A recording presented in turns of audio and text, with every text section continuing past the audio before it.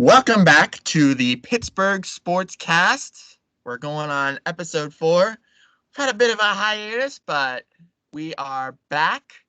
My name is Ryan. And I'm Chris. And today we will be discussing the couple of sports leagues resumption proposals, or lack thereof, if you will, in one league's case, and the various hurdles and things that they're going to have to overcome to get these things done. Chris, I see it's a bit more optimistic from the NHL's point of view. It appears, though, that the regular season finishing up is out the window, and they have approved this alternative format where 24 teams are going to go into the playoffs. That means that the first 4 teams in each conference are going to get byes. Unfortunately, Chris, that means that our very own Pittsburgh Penguins are the first team out of that bye zone. They're going to have to play in a play-in round in a best of 5. Yeah, it's an interesting format, I think. I don't know how I feel about it. I understand having to enlarge the playoffs, right? Because, teams like, Montreal, Carolina, Columbus, New York, the Rangers, not the Islanders, even the Islanders, who are on the borderline of, making the playoffs. Could they, wouldn't they? In that scenario, they needed those 12 games in the regular season to really determine if, they could make the playoffs, who was going to make the playoffs, who wasn't going to make the playoffs. And I think the enlarged playoffs was the only way to make sure that the teams on the bubble had ample opportunity to get in. What I don't necessarily understand is the first 4 teams. So I think that's like Boston, Tampa, Washington, Philly in the East. Yes, which is primarily who we care about, right? Because we're in the East. Precisely. Rumors are there's going to be a round robin tournament to reseed them. So even though Boston, I think, is 10 points ahead of everyone else in the top 4, if they don't play well, they could drop down to the 4th seed and then end up playing the Pittsburgh Penguins or Montreal, depending on who wins that series. And now I understand the argument that, hey, the teams need to get game time, right? So, because I think the argument could be made that would be unfair for, like, let's say Boston, right? Boston has to wait even more time to do anything to let the series finish out. Then they get to play. And they're going to play a team who at least has 3 games played, if not more, depending on how the series goes. And then Boston would come in cold. So I could understand why they're going to make the round robin tournament a thing, just to give those top 4 teams game time as well.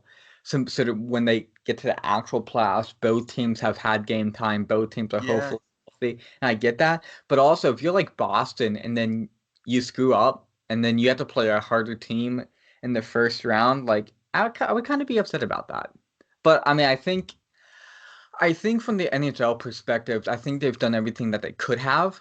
I think they did the best, because at least they have a plan, right? We'll get into some MLB talk later, where right now we're looking at no baseball all summer, only the KBO.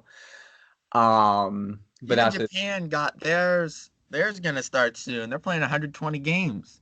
Yeah, so MLB is a different discussion for later on. But I think, because at least the NHL has a plan, they have a plan implemented. They don't necessarily have a date yet. I think the next thing they really need to hash out are the hub cities, right? Because I think rumor has it they're going to be 4 hub cities, 2 cities in the East and 2 cities in the West. For the teams to locate and play the hockey. So I think the hub cities need to be figured out. But aside from that, at least there's a plan in place right now, and I think it's the best that the NHL could have done under these circumstances.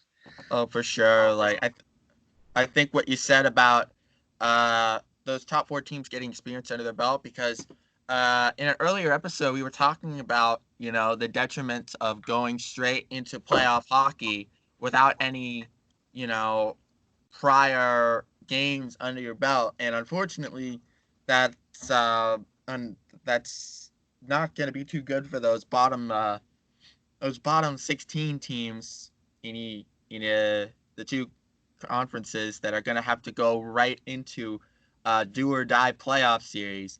But um, I do think that that round robin series is necessary, even if the Bruins get screwed out of that top seed that they earned in their 70 or so games through the regular season. I think that the benefits of having that round robin series to kind of prep yourself, I think those outweigh the detriments, especially considering now that I think of it, um, with arenas being empty, seating doesn't quite mean as much as it would have because there's no home ice to worry about. So even if you really, really want to look at it, those top four seeds have an advantage of almost these hybrid preseason games, if you will, going into this playoff, this best of seven series. I mean, yeah, Boston could get a number four, and they could be going up against Pittsburgh in their first round. But if you're Boston, you're 10 points clear of everybody else. You shouldn't have to be worried about who you're playing in whatever round. You should be confident that you could beat any team you come in front of. So I wonder if perhaps this round robin series could be where teams kind of experiment a little, trying to get the swing of things again. Uh, run, all these things, game plan for whatever team they anticipate playing in the series. So there's a lot of question marks and a lot of positives, I think, from the round robin seeding playoffs, more so than the negatives. I just think if you're Boston, I think the issue, I don't even think it's an issue, but like hypothetically, you're right, Boston's 10 points up, they should be confident in whomever they play. But at the end of the day, if you can avoid Sid and Gino, I think you want to. Because even, granted, we're Pittsburgh Penguins fans, but objectively, the Pittsburgh Penguins have been one of the best teams in the past 2 decades in the league, right? We've won 2 cups since 2015. Um, I think even as confident as you could be at Boston or at Tampa, you want to avoid the best teams, right? Because remember, we're going to be healthy for once in our lives. We're going to get Gensel back. The defense is going to be Very healthy. true. You'd get a healthy Matt Murray. Sid and Gino both going to be healthy and rested, right? The Pittsburgh Penguins are going to be a formidable team. So I think if you're Boston, yeah, you're right. You're confident 10 points up, but I think you want to avoid those teams. You want to avoid the Penguins. You want to avoid, some of the other top teams who didn't quite make it, just because of the talent level.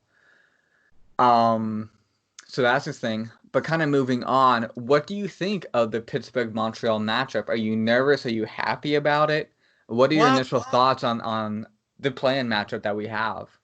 well, it's certainly not ideal, but of course, nothing that has happened over the past 2.5 months would be considered ideal in any circumstance. So, um, I'm glad that we'll get to see some hockey. I think I am kind of worried because we all know how much good goaltending can change the dynamics of a playoff series. We saw it 10 years ago when these two very teams faced off in what would come to be the last series ever at the old Igloo. And Yaroslav Halak came out of nowhere and just stood on his head for, those 7 games. And we were the defending champs and we had one of the best teams in the league, but we were shut down by good goaltending. And we've seen what Carey Price can do. Um, Given the chance, especially in a shorter 5 game series, that's more of an opportunity for the goaltenders to make an impact. Obviously, we have that duo, Matt Murray, Tristan Jarry, but it's I am kind of worried about Carey Price, especially also. Um, you don't know what kind of Penguins team you're gonna get coming into this series. We saw how this team was firing on all cylinders, even without Sid and or Gino. And then the two-headed monster finally able to come back. And frankly, the Penguins were a disappointment when they got those Stars back. It really, really, and I think it's even more of a disappointment considering you look at what could have been in hindsight. They were a couple points away from getting that bye and not having to worry about Montreal or any other team in this first round. Um, so yeah, I'm glad to see some hockey, but frankly, I'm kind of worried. I mean, Carey Price is Carey Price, right? I think that's all that needs to be said. But at the end of the day, Montreal is awful. Very They've true. only won, I don't know if you know this stat, but they've only won 17 regular season games out of 70. The rest they either lost or they won or lost in overtime. They only won 17 out of 70 games in regulation, right? So Montreal's kind of awful. Um, so I mean, yeah, Price is good, and I think we both know he can get hot, but at the end of the day, he has nothing around him. It will be a God-given miracle if a Price can single-handedly win this. Because even with Halak, at least Montreal had talent. They had Pacioretty, they had some other players. But this, I mean, could you name a player, a star player on Montreal? Very true. Very true. I mean, Uh, they do have that going for them. I'm just saying it's a lot less predictable when it's the very first time in a competitive environment, uh, in what will surely be 3 or 4 months is a do or die playoff series. yeah, I but I'd mean, much rather get have to play Montreal than like a Toronto, you know, yeah, I or mean, like Columbus, one of those yeah, teams who have that talent. I Montreal think just doesn't have it, except I for Price. definitely agree with you. I know we've had Toronto's number this season. I mean, we single-handedly pretty much got their coach fired. But But then we've had Montreal's number too. I think we've won like 10 yeah, of the last 14 games or something. true, true. Um, yeah, not much you can predict here. Obviously, we are definitely the better team on paper, but we know how Penguins teams have sometimes underperformed in the playoffs. Even I mean, obviously not the last 4 years, except But I was gonna say that underperforming was pre Mike Sullivan. that's true. Like under Mike Sullivan, we won 2 cups and got bounced. We got bounced in Game 6 in overtime against Washington, right? And Tom Kuhnhackl hit the post in overtime, so if that goes in, we win and we force Game 7. And True. Washington at that time hadn't done anything yet, and they've been perpetual playoff chokers. So you get them in the Game 7, who knows what happens that season. And True, then true. last season, I just think, was kind of we were tired. This going so deep, right? Because we won 2 cups, went deep into the second round. The second time, I mean, the third season. So I think we were just tired. But yeah, we're rested. I mean, I know we were cup contenders coming into this playoffs before everything happened. I still consider us cup contenders. Um, but yeah, because I just think we performed well in the playoffs under Sullivan. I think we can do it again. Hopefully, like I said, we'll be healthy. We have no excuse this time. Definitely. So I'm excited. Yep. I just hope they can come out on top, obviously. Um, let's take a look. Let's just take a look at, you know, maybe the other matchups in the East. So, we've got Toronto Columbus. That's the 8-9 matchup. That's gonna be That fun. could be a good series. That's gonna be a good series, I think. Yeah, I know. I know. I got my one roommate's friend, my old roommate's friend, a big Leafs fan, so I know there will definitely be some interest in that regard. We've also got the 7-10 matchup Islanders against Florida Panthers. That's That's another really interesting matchup. yeah. And in the 6-11, Carolina taking on the Rangers. If I'm Carolina, I mean that would be my upset pick. Um, Carolina, they were kind of playing iffy going into the Corona COVID-19 break, and New York has owned them. I think I saw somewhere, and check me you and the listeners on this, but I think the Rangers went swept in the series. They went 4-0 in the season against Carolina, and New York was hot coming in, and Carolina was shaky. So if I'm Carolina, I'm nervous there because I think the Rangers could beat them and make their way into the playoffs. Yeah, I know. And then obviously the top four seeds, they'll be playing for seeding in round robin fashion, World Cup style, I would assume. We got Bruins, Lightning, Caps, and Flyers. Now, should the Penguins beat Montreal, they would face the bottom of the group in or the top of the group, I beg your pardon. The top of the group in or no, No, I they would stand face the, corrected. the fourth We seed. we face bottom of the group in this Yeah, scenario. because we're top of the teams that didn't make it, Yes, technically.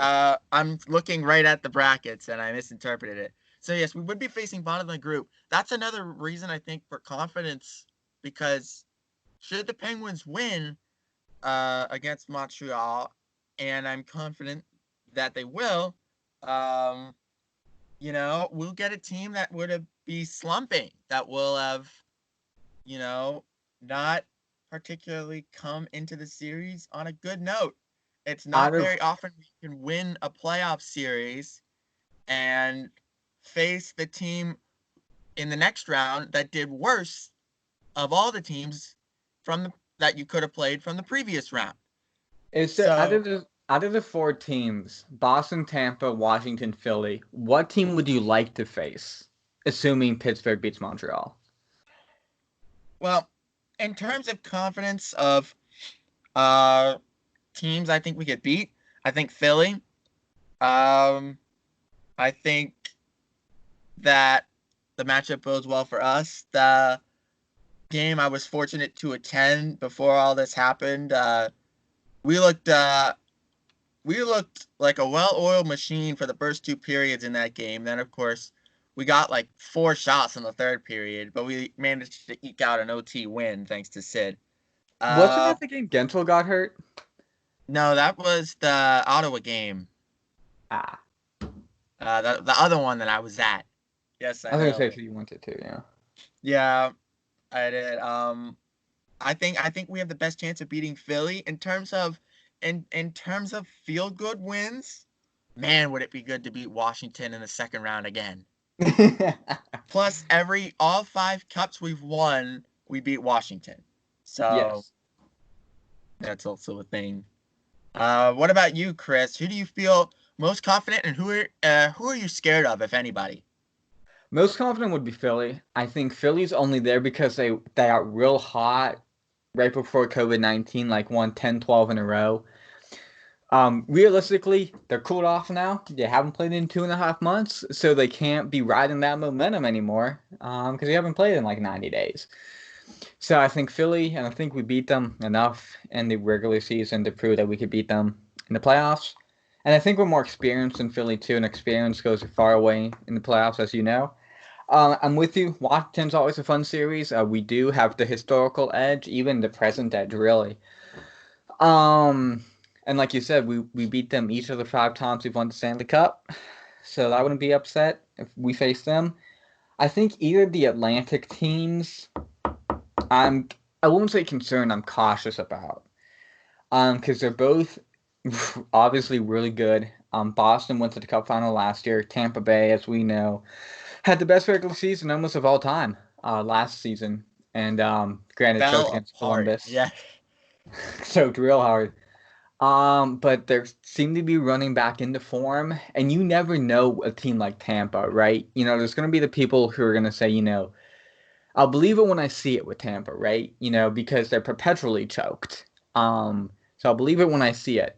And there's the other school of thought, that says, they're going to be fired up this time because they choked last time and they need to prove themselves. They're going to have the chip on their shoulder, right? So those are your two schools of thought with Tampa. And, I'm just unsure. I just rather have another team face them and kind of see what Tampa's about. That's not us, at least until maybe like the conference finals or whatever. Um, and then Boston, like I said, Boston is a team that tends to have our number. At least it feels like it. I don't know, I don't know the stats on in front of me, so I can't like break down wins and losses for you about Boston and Pittsburgh. But it just seems like they kind of have our number and would like to avoid them as long as possible. But definitely would like to face Washington or Philly for sure. Yeah, frankly, I mean, yeah, like I feel confident, but I think I would feel good against any team coming into the series because like I previously said, whatever team we face should we beat Montreal, will be bottom of that group. They will be coming in in a bit of a funk or whatever. Um and it's just a matter of kicking a man when he's down, and being able to capitalize on that. um and then I think we got to watch going into the second round and beyond, because then the teams will have finally gotten a good number of experience underneath them. They will have played, anywhere from 8 to 14 games, or 8 to 12 games, something like that. So that's when, you really got to step up. But even being the lower seed, I have much better confidence. I have much better confidence facing a 4 seed in this scenario than I would facing a 4 seed in an ordinary scenario, just because of the Agreed. circumstances. Agreed. Agreed. Yeah. Um, Anything else you got about this, or shall we I commence baseball I think ranking? the only thing is it's this, we just gotta wait on a timeline. Wait Definitely. for some hub cities to be announced, and then wait for like official practice dates and start dates. Like I said, I think the NFL's made a plan that we've discussed, and I think now it's just a waiting game. Hmm. And now we get to talk about the train wreck that is Major League Baseball. Oh boy. Um, I'm kind of speechless in a lot of ways. Um, I'm okay. Let's just talk about some initial emotions about this. Um, I think disappointment. I think is my number one emotion right now. Disappointment in the MLBPA to be specific. Disappointment in the MLBPA. Um, Not recognizing the circumstances that we're in, right? Um, you know, it's difficult to put into words because some of their complaints are like, "Oh, we're risking our lives," right? And we don't want to do that. And but I look at like the NHL has a plan, the NBA's coming up with a plan, the NFL seems to be good to go for their season, and like you don't hear any of those athletes really complaining like you do MLB. And then and it's like granted, they can add their opinion, the MLBPA, right? And they're there to defend the players. But like you and I both know, out of the four leagues uh, in America, being the NFL, NBA, MLB, and NHL, MLB is doing the worst, right? Or at least on a downward trend. Their other three leagues tend to be in an upward trend, right? The NFL, we know how popular it is. The NBA is as big as ever. The NHL is improving steadily. But yeah, the MLB who's going in the opposite direction and Definitely. maybe and having and realistically, this is what a lockout more or less is what this is turning into. And to have a lockout when your league's already going in the wrong direction is a bad look for the players, it's a bad look for the league, it's a bad look for the owners.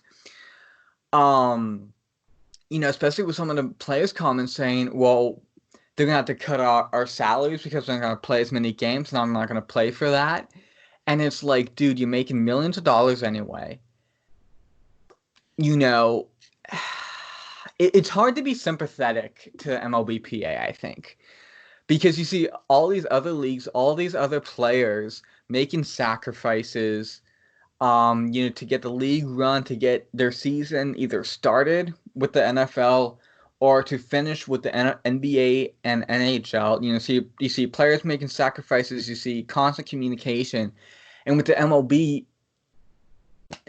okay, not maybe with the MLB, but with the MLBPA, you just they just look like spoiled brats. Well, I'm usually making 20 million, and now I'll only be able to make 5 million, and I'm not going to play for that. It's like, dude, you're making 5 million still. You know how many people, like, there are legitimate Americans who are starving because of this, because they lost their jobs, because whether it's in the restaurant industry or whatever industry got shut down and they're starving, having to go to food banks or food stamps, and people not knowing, how they're going to pay the bills this upcoming month. And then you have people in an MLBPA who are like, instead of making 20, I'm going to make 5. Unacceptable.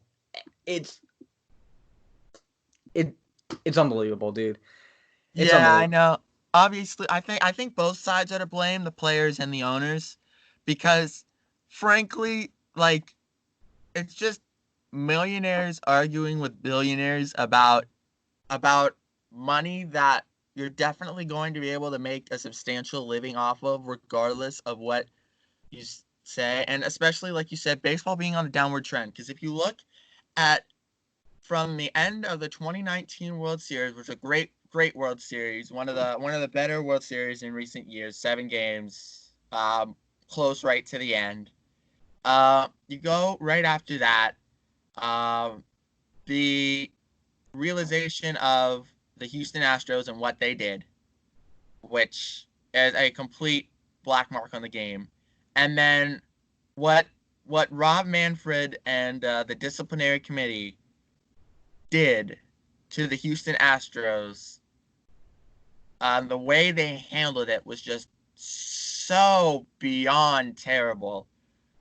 The the public opinion on the sport is already being soured, and now you have this this public negotiations, where the season could possibly be canceled, not because of this virus, but because the teams couldn't agree on how much millions get paid to whomever.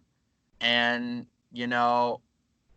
what situation that is. And the owners don't want to play unless there's full stadiums. And it's just so complicated and it's so terrible. And what MLB needs to realize, and I think what they're starting to realize, if the recent reports are to be believed, negotiations apparently are moving a bit more forward than they have been, is that they're coming to this realization that canceling a season is just the pall left over uh, a sport when an entire season gets canceled, no matter the reason, is tremendous. And we saw what that did to the NHL in 2004, 2005. The effects of that lockout still being affected today. Uh, the fan interest went down. It's coming back up, but it's not near that level that it used to be. Um, all this stuff. And I think where the MLB almost failed also is making those negotiations public, because I think if you talk behind closed doors and you like institute some sort of gag order or something, um, and so that no one could say anything about what's being discussed. I think if you come out of if you have those discussions, and even if it's based on money and you can't have a season, you can come out of those closed door discussions and say, well, we don't think it was safe. We think with this virus it's just too much. and we think it is of the best interest to cancel the season, I think that most people would tend to understand. They would be mad, of course, as most people are with no sports now, but they'd understand. But now that it has become apparent that it is not the virus that is no longer the primary concern, but now money, it's going back to that level of hatred towards players and owners that was felt back in 1994 when they lost the World Series. And unfortunately for baseball, this time they will not have Mark McGwire and Sammy Sosa in the legendary home run race to dig themselves out of that hole. This time, what are they going to be able to do to win these fans back should they cancel the season? And that's why they've got to find some way to get on the field this year. Fans, no fans, neutral sites, I don't care. We got to play. It seems to be a twofold issue here, right? Because, and I think it's made worse. Before I get to the twofold issue, it's made worse because of what the Houston Astros did, right? Because you have your average everyday fan who's maybe not a diehard fan or whatnot, but at least pays somewhat close attention to the league. And you hear about what the Astros did, not for one season, not for two, but for like 3 or 4 seasons, right? They are busted, they're blatantly busted cheating. Blatantly busted. Okay? Then, as you mentioned, the commissioner, Mr. Rob Manfred, failed. Let's call it what it is. He failed with the punishment. Right? The punishment's a joke. There is no punishment. It's, oh, you lose a couple first-round draft picks, and your manager's, suspended, and GM suspended as well, and they both eventually got fired. Okay, that's a joke. The players weren't touched. The players, and I'm going to say this again because it's important to my point, the players who did the cheating were not touched. None of them were. Not a single one. The deal that Manfred broke with the Astros made it so that the players were not punished. Okay? Then you have, right now, you're right, with what the media is reporting and everything, it's the players who are upset over the money. So first of all, you have the Houston Astros who are blatantly busted for cheating, and none of the players get in trouble. Now you have the players who say, oh, we can't take a pay cut, and we refuse to play. Okay, if you're a neutral fan, and that's what you're getting the players aren't being in trouble for cheating. The players, I'm going to say that again because I think it's important. The players aren't in trouble for cheating, and now they're mad because they won't be making as much for a shortened season and refusing to play. There is no adjective in the English dictionary that can describe the anger I think a lot of fans feel at the players. Because you can talk about, oh, the owners this, the owners that. The reality of the situation is, in my eyes, there's one bad guy here. And that's the MLBPA, going back to for what happened with the Astros and now this. The players look like spoiled princesses. And it's such a joke. It's such a joke. Um, the players they seem so untouchable, and they're so spoiled, and they're acting like I said, like little spoiled princesses. And you know what? If they don't want to have a season, that's on them. And there's a part of me that hopes viewership goes down, because that's what they deserve.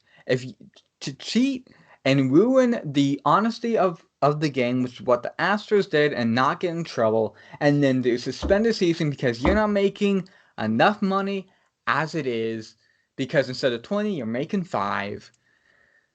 I hope no one watches, because that's exactly what the players deserve. And you and I have talked about this off podcasting platforms, about how even the Premier League, soccer in England, is making more ground in the United States than the MLB is. And yes, we can argue why that is. We can argue, because of the FIFA video game or whatever the reason is. But more people are getting interested in soccer than the MLB. And man, And if the players are going to act like this, then good riddance to them, because they're getting exactly what they deserved for acting the way they are, and for the commissioner to treat them with only a little hand slap and not actually punish the players who are doing this. It's a joke. The MLB is a joke. It's insane, it's so weird because when Bud Selig announced that he was going to retire, that he was going to step down as being commissioner, everyone rejoiced because nobody thought it could get worse. Nobody thought could get worse than Bud Selig. Rob Manfred comes in, he's like, I'm going to change the game. I'm going to get all these new fans. I'm going to bring these old fans back, and I'm going to make baseball great again, to paraphrase somebody else. Um, and then, he comes in and he's blatantly, that he's I don't even know, man. It's just so frustrating. The words that describe what I'm feeling cannot be said on the air. It They're saying screw you to the fans, is what they're saying in all reality. The MLBPA is saying screw you. We don't care about you. We care about our money and whatever else. Because a lot of fans want to see the Astros punished. Nothing happened. Fans want to see baseball. The MLBPA is acting like children. They're saying screw you. So guess what? To you MLB and MLBPA, screw you too. Screw you too. If that's how you're gonna treat us, I'll treat you the same way. Screw you too. Yeah, and what tops it off is they were set to be, and they should have been, the first sport to return in the aftermath of this crisis. Just like they were the first to return after 9/11, and how they were able to unite the people and restore their faith in humanity, essentially. They could have been just like that in the aftermath of COVID-19. Instead, they make it about money, and they make it about selfishness, and they may be the only sport that doesn't resume at all. And again, MLB can just shove it. Yeah, And everybody involved with this, everyone they need involved. to find some way. Well, I'm not sure what else can be said. It's a bit of a shorter episode this time around. But it's great to be back. We were off for a while, but we should be back here. Uh, Chris, you got any thoughts about the next episode? Not yet, to be determined. Yeah, stay tuned. Uh, you know, we're available on pretty much every podcasting platform I think by now you can think of. Spotify, Apple, Radio Public, Anchor, anywhere you get your podcasts, you can find us, Pittsburgh Sportscast. That just about does it for us. Don't forget to check out the YouTube channel. Oh, yes. Don't forget to subscribe to us on YouTube. Don't forget to comment below on our YouTube channel if you're watching us there, or if you have any questions, comments, thoughts, stuff you want us to talk about on the air. Don't forget to email us. You can find us at Pittsburgh Sportscast at or Pittsburgh Sports Podcast at gmail.com. You can also follow us on Twitter at Pittsburgh or at PGH Sportscast. I beg your pardon. You can tweet us there. We like to be active out on social media. We like to hear what our fans have to say. If you got any episode suggestions, fan questions you want us to answer, we love to talk to you. But in the meantime, I'm Ryan. And I'm Chris. And we will see you next time on the Pittsburgh Sports Cast. Good day, everybody.